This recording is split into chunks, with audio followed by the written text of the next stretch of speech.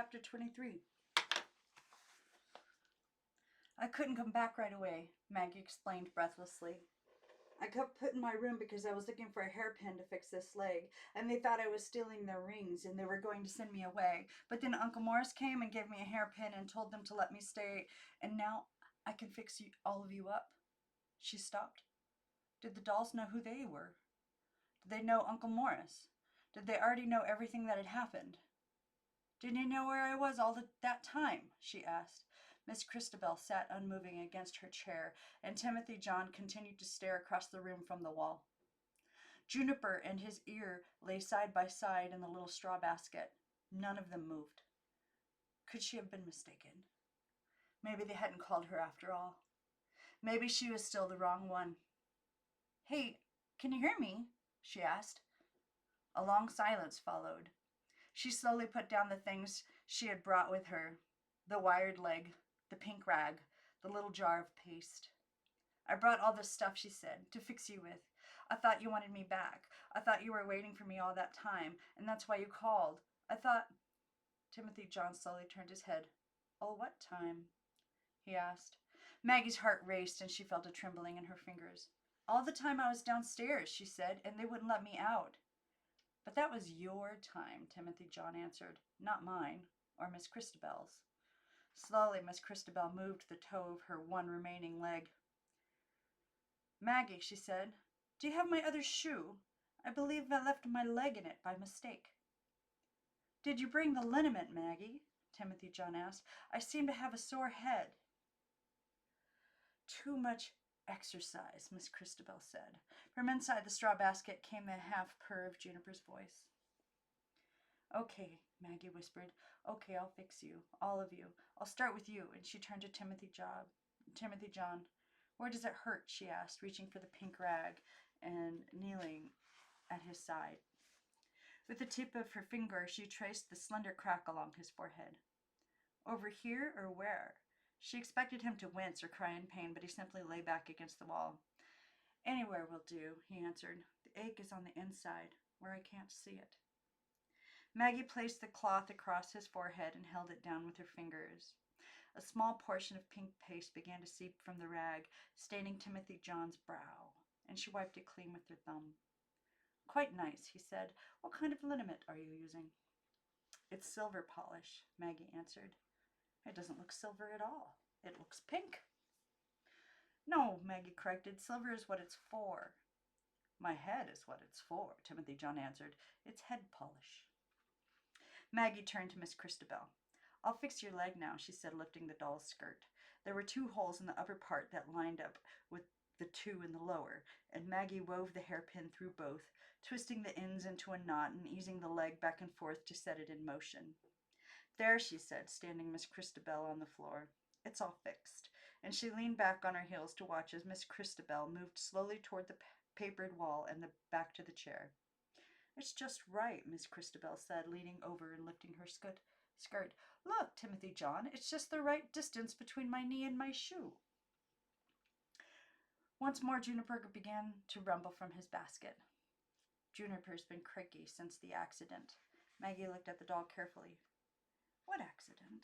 She asked. When he fell. Fell? Fell from where? From the air. Where else does one fall from? He was in the air and he fell from it. Did they really think that? Maggie wondered. He didn't really fall, she began to explain, but she stopped in mid-sentence. I think Timothy John's head is fixed by now, she said instead, and she lifted away the rag. It must be, he replied. The ache is all gone. Gone where? Asked Miss Christabel. I can't say, he replied. I didn't see it leave.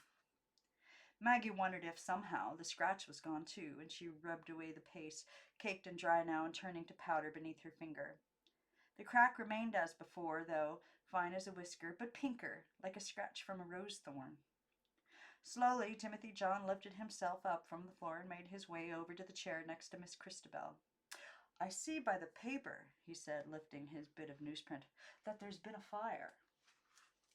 Juniper began to growl again, and Maggie went over to his basket. I can fix your ear too, she said. I brought something for it, and she unscrewed the lid of the paste jar. Did you bring ear polish for Juniper? Timothy John asked. No, this is library paste. Library paste? Timothy John replied in surprise. For pasting libraries together? No, it's for paper and china and stuff. That seems a strange substance to use for dog ears. Maggie scraped off a fingernailful from the edge of the jar and applied a bit to each raw edge of china. Next, she pressed the ear to Juniper's head and held both pieces in her fist tight, tight, tight, until her palm grew hot and moist and her knuckles ached. You have to wait until the paste dries, she explained through her fingers, and you have to hold very still or it won't stick and your ear will fall off again and you won't be able to hear. Was that true? Did Juniper hear through his ear? There was a wash tub for sale, Timothy John announced, turning the scrap of newspaper in his hands. It looks like a very fine one. Could you use a wash tub? He inquired of Miss Christabel. I already have a wash tub, she replied. In fact, Maggie, when Juniper's ear is mended, could you help me with the laundry? The laundry? What was that supposed to mean? She thought of watering the roses with an empty kettle and sipping air from empty teacups. Timothy John peered once again at his newspaper. You might use a second wash tub for the dog, he said to Miss Christabel. And this time there was an answering rumble from Maggie's closed fist. There's one for sale at Streeter's, and it's guaranteed never to leak, but I can't quite make out the price. He drew the paper close to his face. Maggie leaned over to examine it. That's because it's torn off, she said. Besides, they don't sell wash tubs like that anymore. That paper is from 100 years ago or something. Timothy looked at the paper again. If this is today, he said, then this is today's paper. Besides, it says wash tub for sale now. So there you are. Maggie sighed and began to open her cramped fingers one by one to see if Juniper's ear was holding.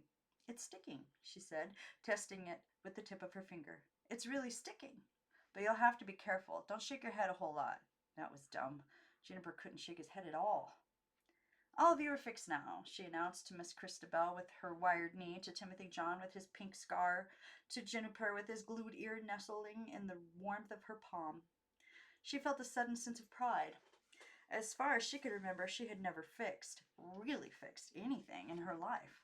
I made you better, she said. Better than whom? Timothy John asked. No, I mean you're not broken anymore. Broken? You speak as though we were teacups. Come, Miss Christabel exclaimed. It's time to do the laundry. And little by little they made their way back to the other room. See if the water in the kettle is hot, Maggie, she urged, and then you may begin with these bloomers.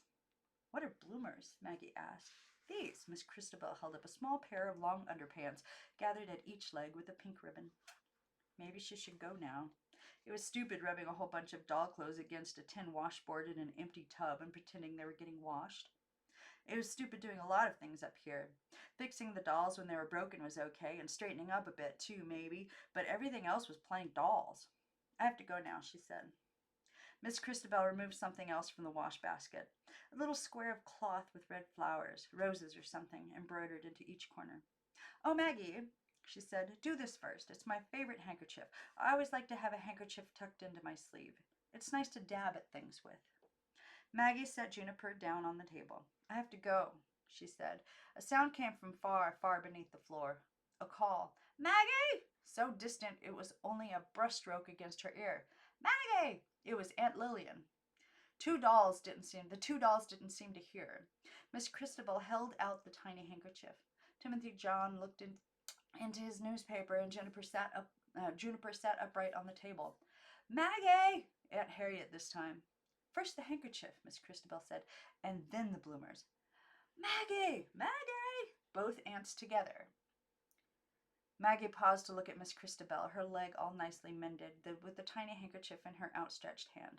Timothy John had settled down in his chair and was reading the newspaper, just as he had before. His head got cracked, and Juniper, whole again, growled happily on the table. She had fixed them, made them better. She was their caretaker, sort of. See if the water's hot yet, Miss Christabel said again. Maggie lifted the kettle from the iron stove and tested its bottom quickly with the flat of her hand. It was as cold as ever. It's hot, she said. Scalding hot.